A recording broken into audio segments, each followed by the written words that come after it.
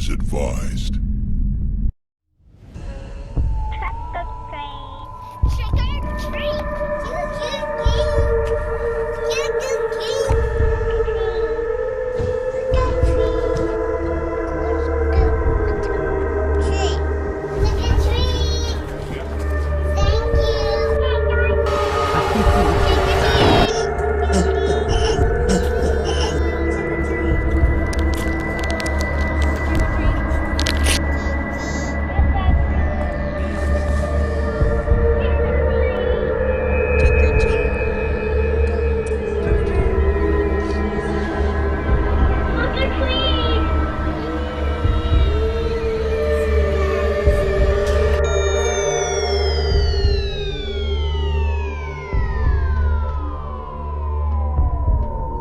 Tonight is Halloween, and children will be out to trick or treat. We hope that the treats will be many and the tricks ingenious. But sometimes people give children bad things on Halloween.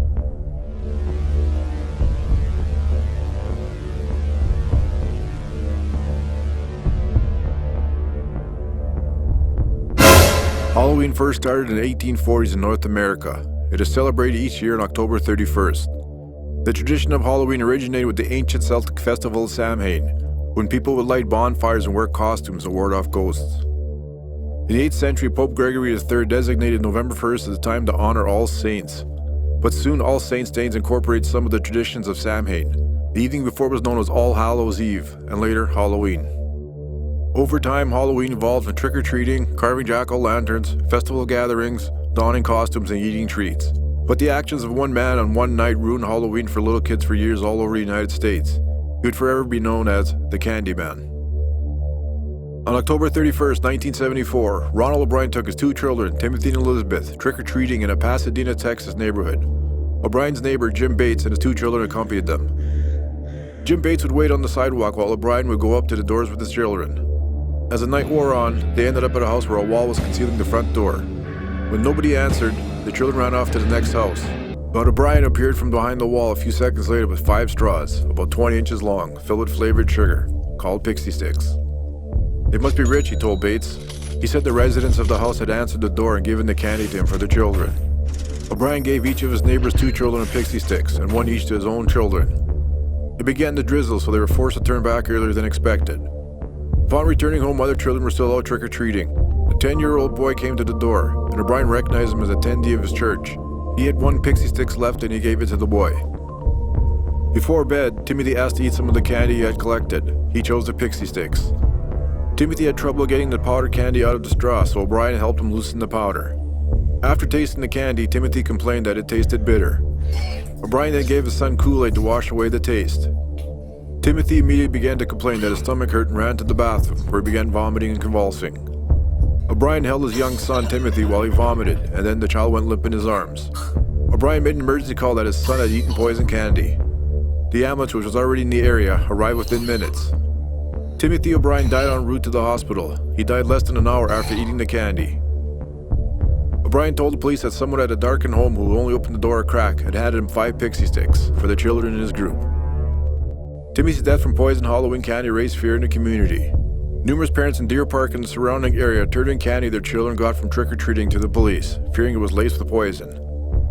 The police did not initially suspect O'Brien of any wrongdoing until Timothy's autopsy revealed that the pixie sticks he had consumed was laced with a fatal dose of potassium cyanide.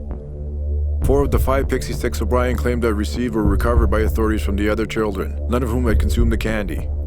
The parents of the 5th child became hysterical when they could not locate the candy after being notified by the police. The parents rushed upstairs to find the son asleep holding unconsumed candy. The boy had been unable to open the staples that sealed the wrapper shut. All 5 of the pixie sticks had been opened, with the top 2 inches refilled with cyanide powder and resealed with a staple.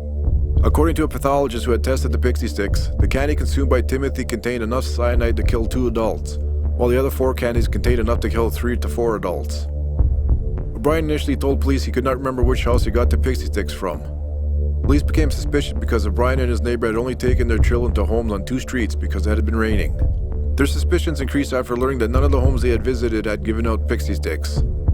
After walking the neighborhood with the police 3 times, O'Brien led them to a home where no one had answered the door. O'Brien claimed that he went back there before catching up with the group. He said the owner of the home did not turn the lights on but did crack the door open and hand him 5 pixie sticks. He claimed to have seen the man's arm, which he described as hairy. The home was owned by a man named Courtney Melvin. Melvin was an air traffic controller at William P. Hobby Airport and did not get home from work until 11 p.m. on Halloween night. Police ruled Melvin out as a suspect when nearly 200 people confirmed that he had been at work. As their investigation progressed, police learned that Ronald O'Brien was over $100,000 in debt and had a history of being unable to hold a job. In 10 years, O'Brien had held 21 jobs. He was suspected of theft at his job at Texas State Optical and was close to being fired. His car was about to be repossessed. He had defaulted on several bank loans, and the family home had been foreclosed on. Police discovered that O'Brien had taken out life insurance policies on his children in the months preceding Timothy's death. In January 1974, he had taken out $10,000 life insurance policies on both of his children. 1 month before Timothy's death, O'Brien took out an additional $20,000 policies on both children, despite the objections of his life insurance agency. In the days preceding Timothy's death, O'Brien had taken out yet another $20,000 policy on each child. The various policies total approximately $60,000 for each child. Police also learned that on the morning after Timothy's death, O'Brien had called his insurance company to inquire about collecting the policies he had taken out on his son.